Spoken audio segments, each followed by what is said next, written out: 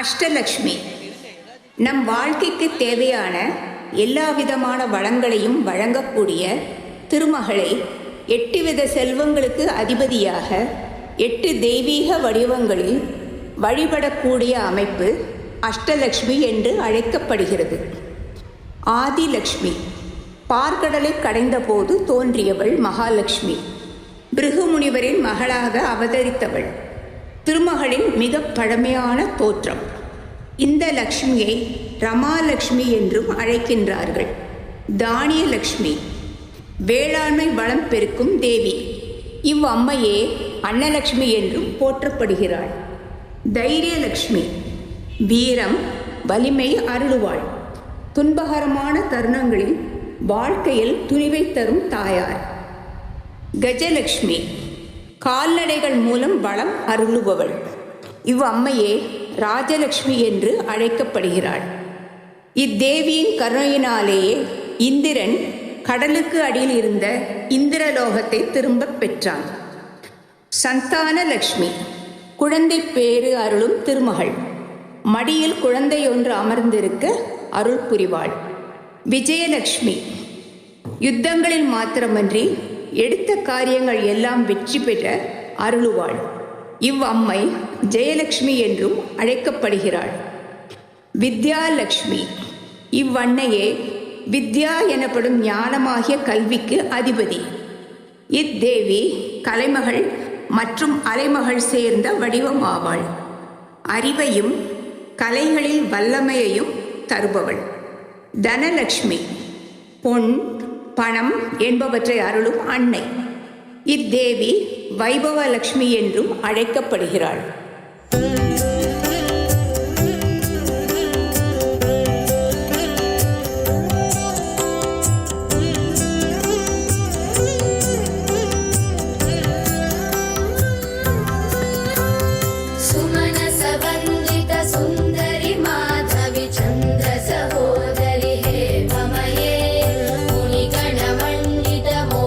प्रदायिनी Manjul Bhashini वेदनुते Pankaj